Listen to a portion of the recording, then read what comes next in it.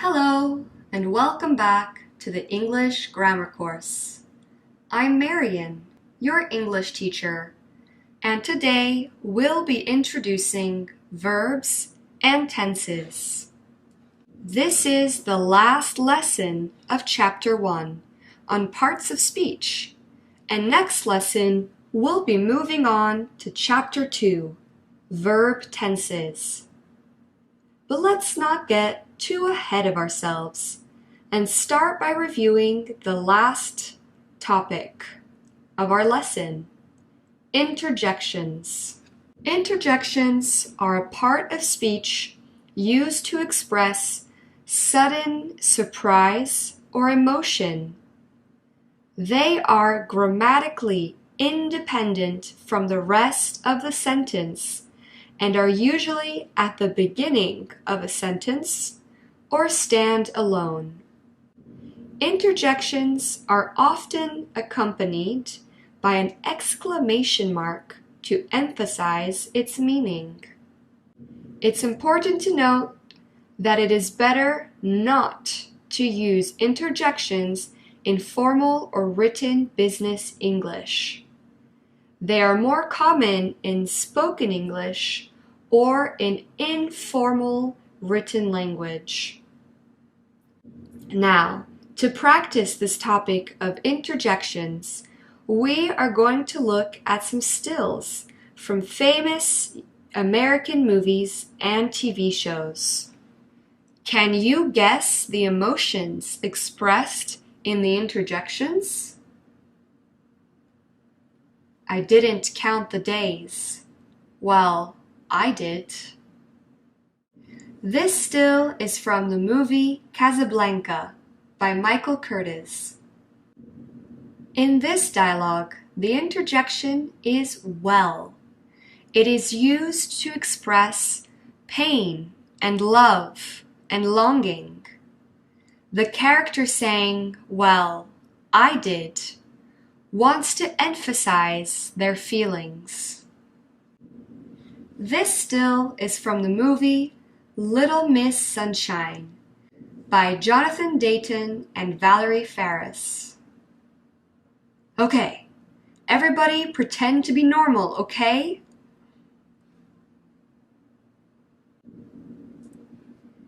In this text, we have one interjection used twice.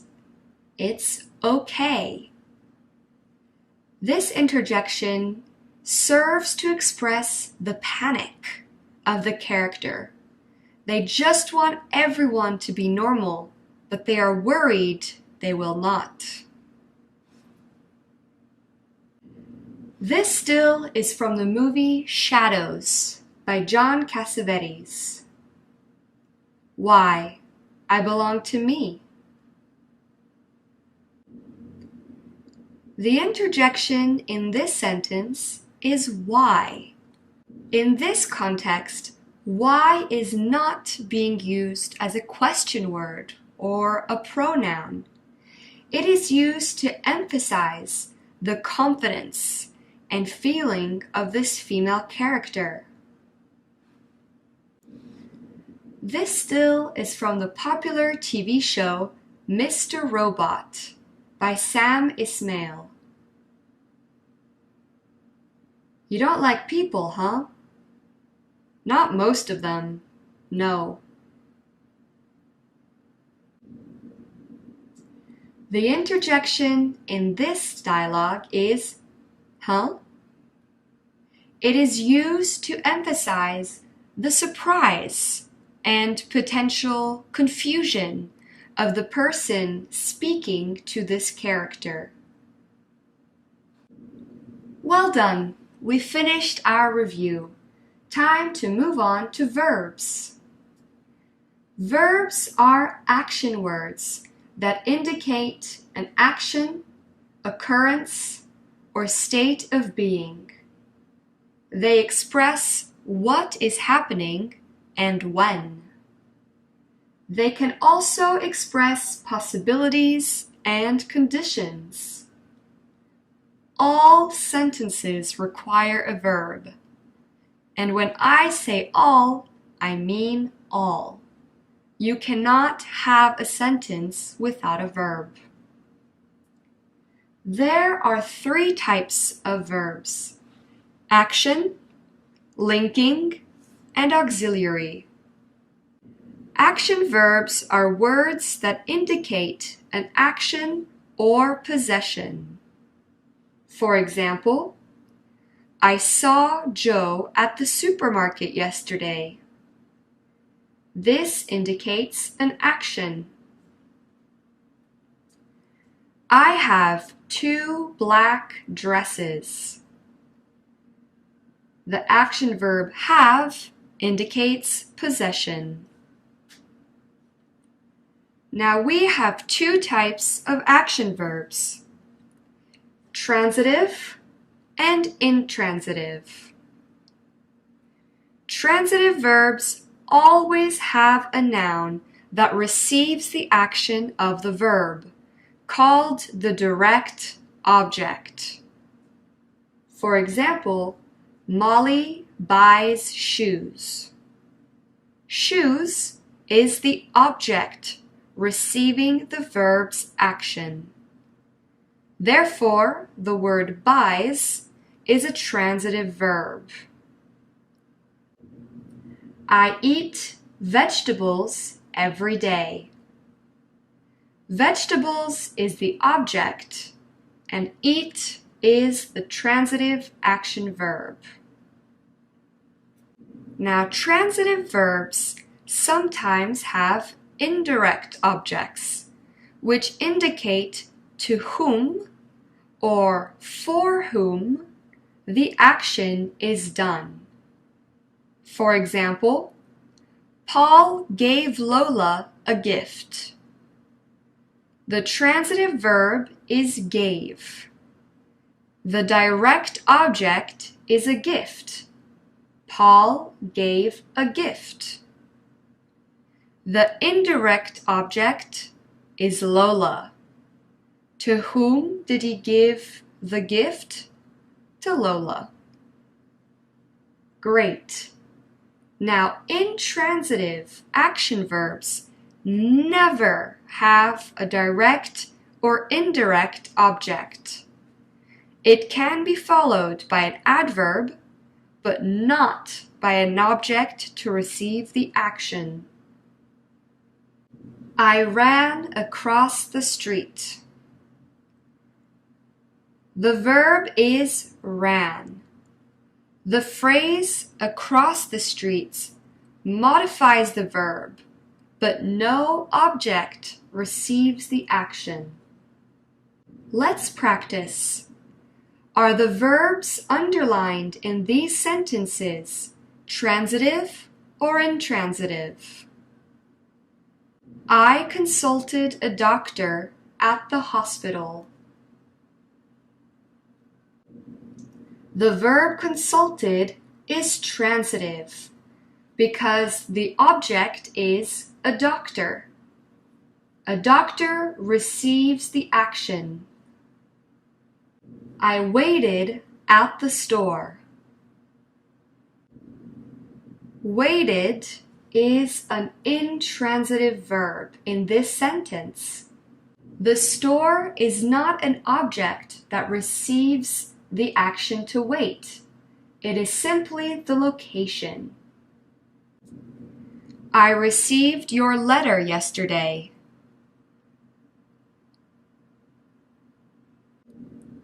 Received is a transitive verb. What did I receive? Your letter. Letter is the direct object of this verb. The loud noise woke me.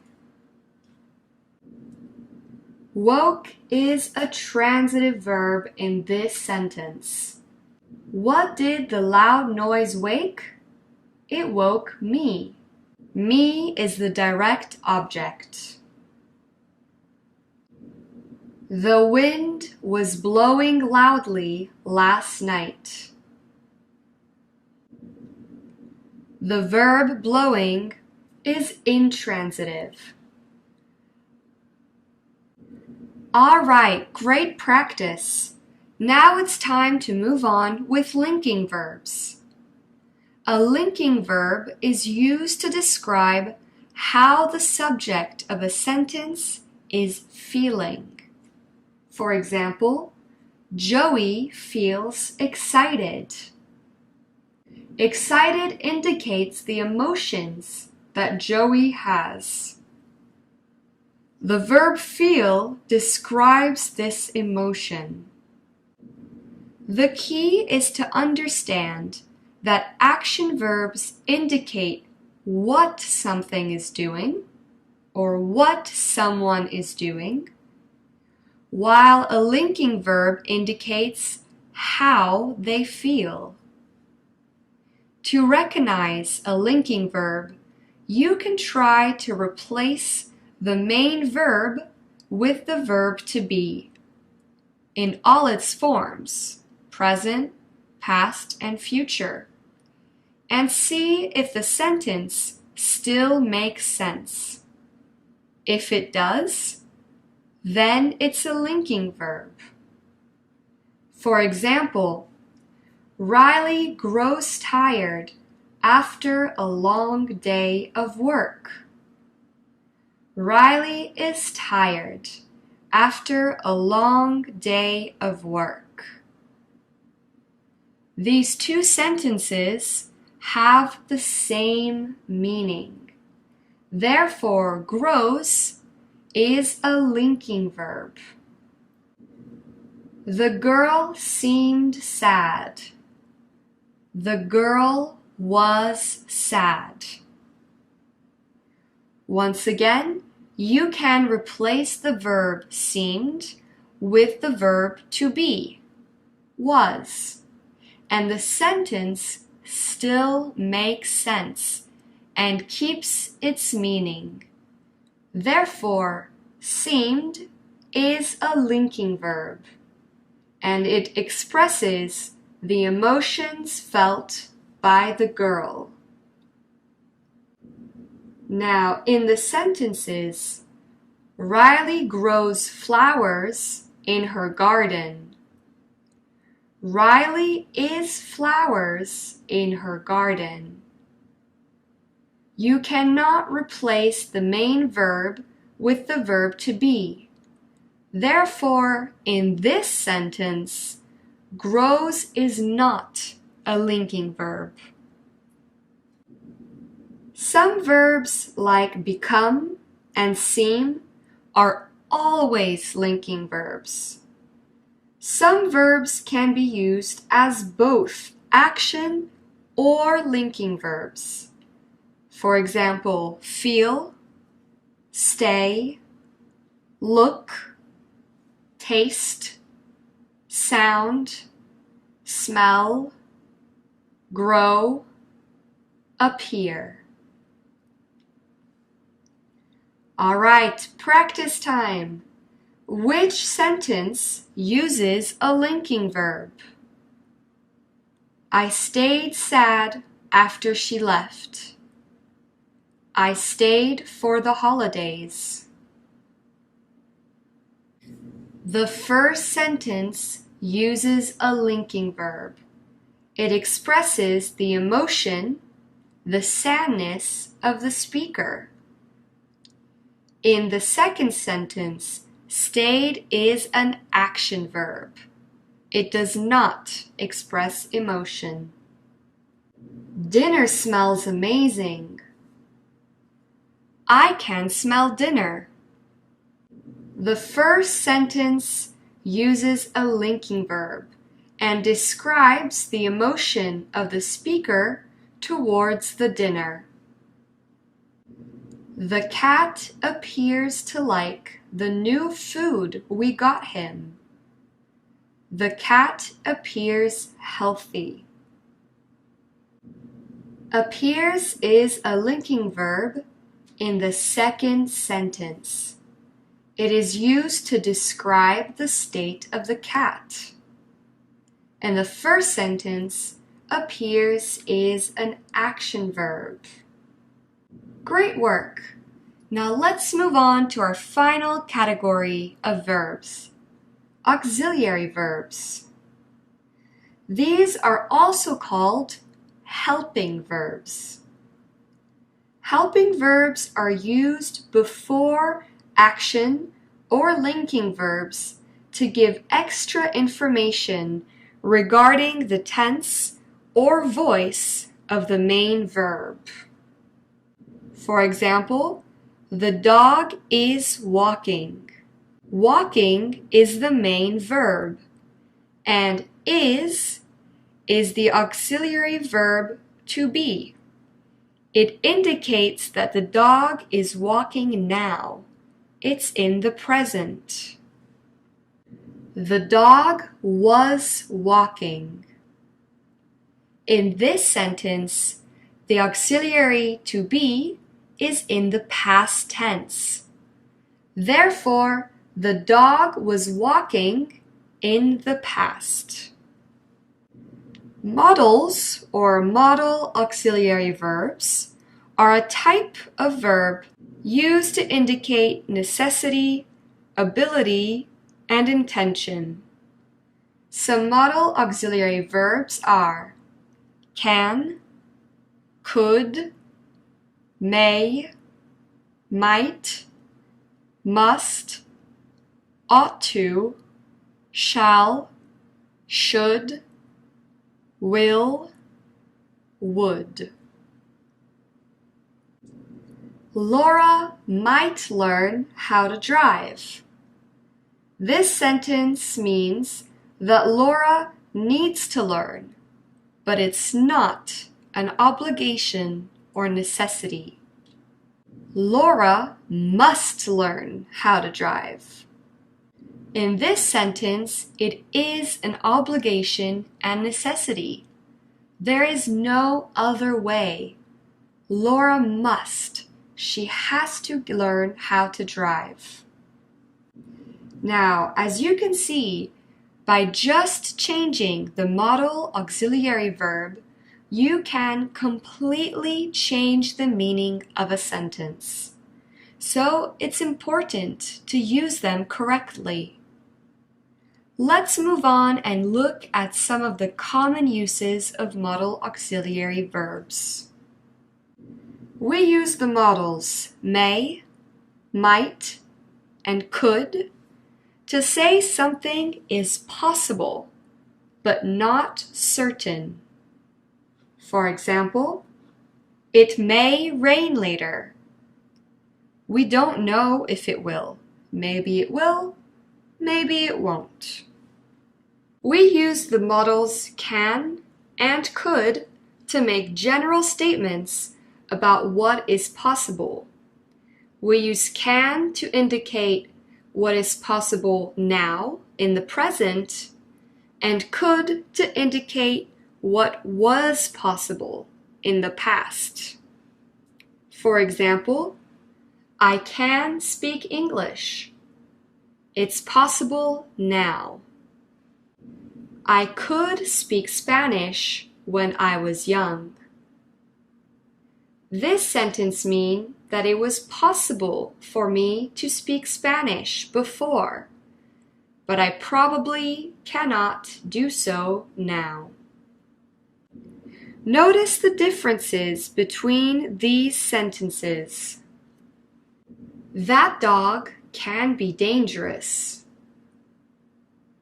That dog might be dangerous. That dog could be dangerous. The first sentence means that sometimes the dog is dangerous. It's a fact. The speaker knows. It can be. The second sentence, with the modal might, indicates that the speaker thinks it could be dangerous. It is not a fact. In the third sentence, the modal could indicates that the dog was dangerous sometimes in the past, but not anymore. This is also a fact. Now, we use the modal auxiliary verbs can, could, and may to ask for permission. Could is more formal and polite than can. May is also used for permission and is even more polite and formal than could. Can I ask you a question? Informal. Could I ask you a question? Formal. May I ask you a question? Very formal. Now the modals should and shouldn't are used to make suggestions and give advice. Shouldn't is the contraction of should not. You should talk to the teacher. You shouldn't walk home alone at night.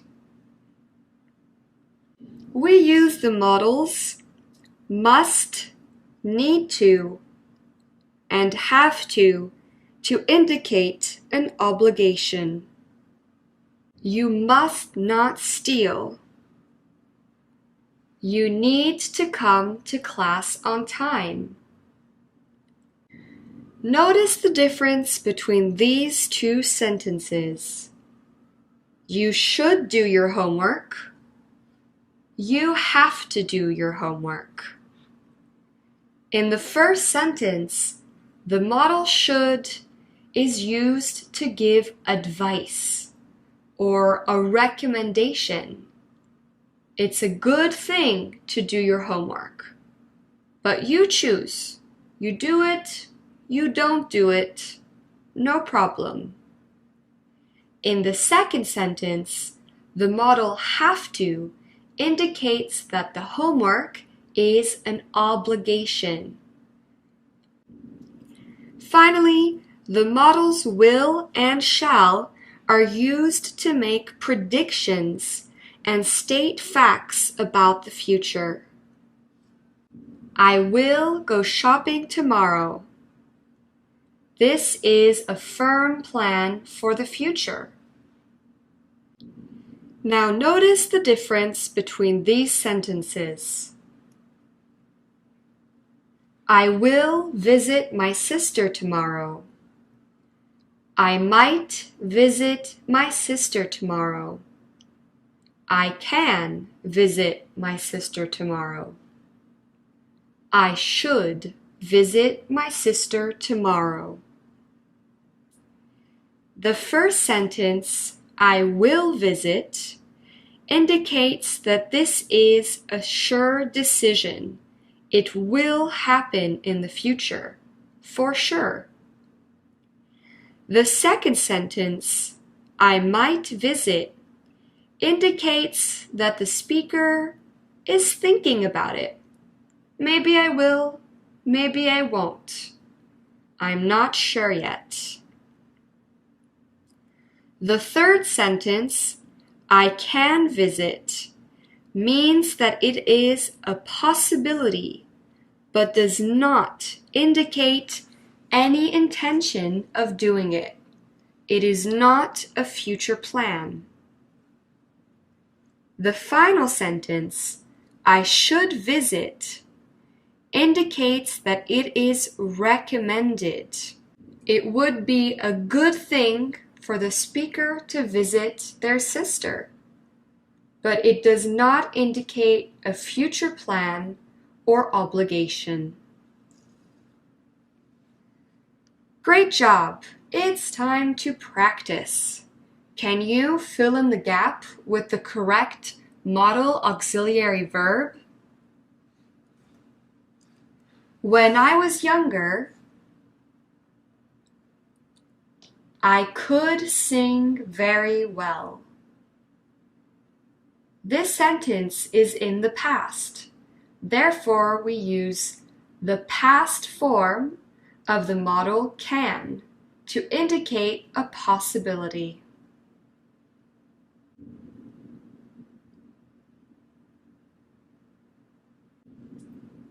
I think you should relax more.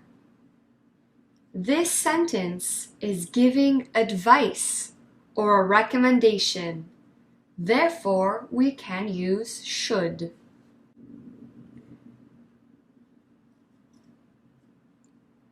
You can't go in without a ticket. All seats are reserved. The modal can't indicates the lack of possibility. There is no possible way to go in.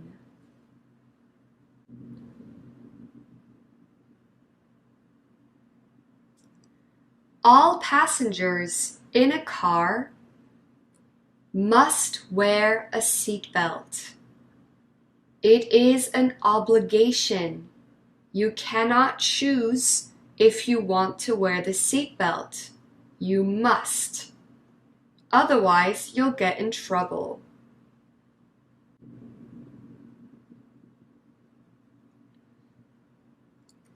I might go to the movies, but I'm not sure. The modal might indicates a possible future intention. Maybe the speaker will go to the movies, maybe they won't. We can also use the modal I may go to the movies, but I'm not sure. These two sentences have the same meaning, but the second one is more formal.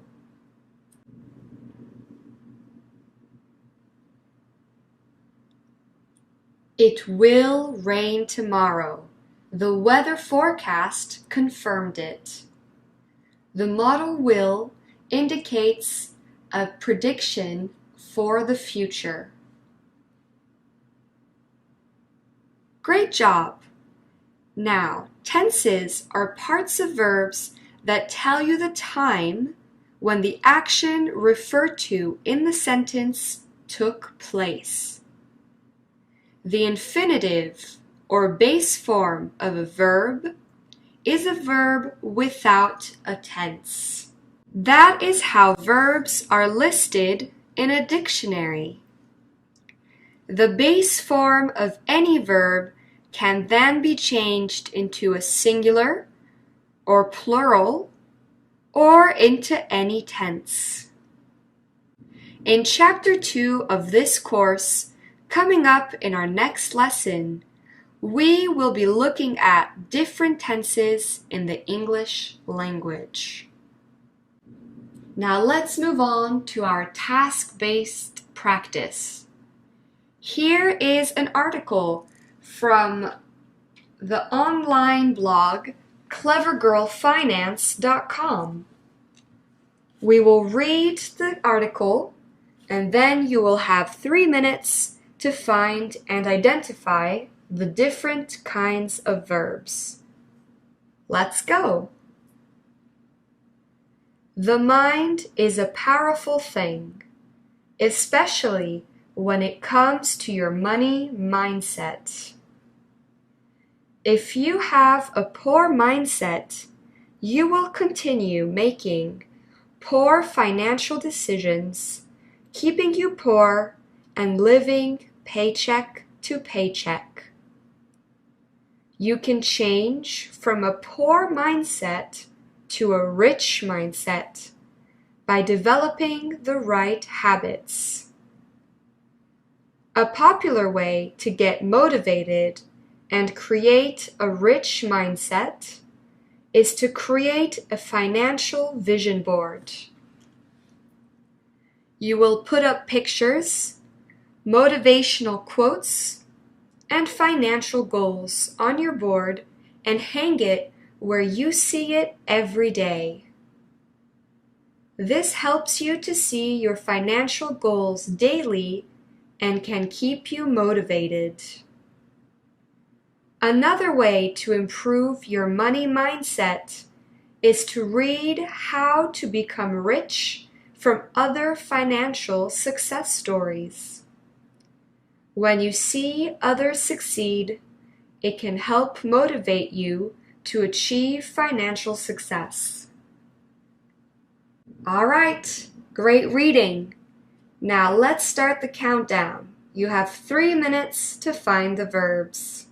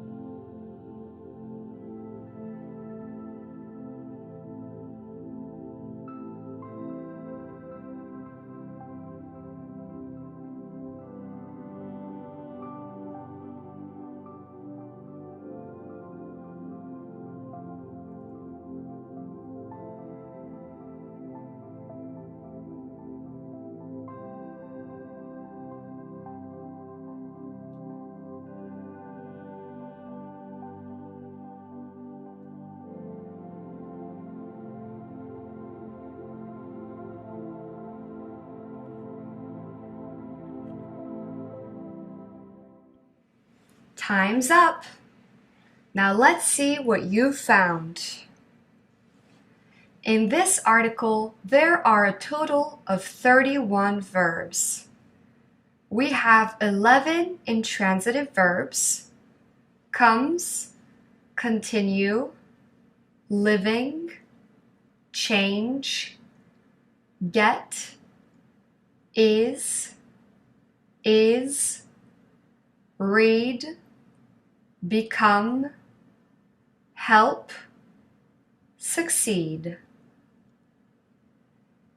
There are 17 transitive verbs: is, have, making, keeping, developing, create,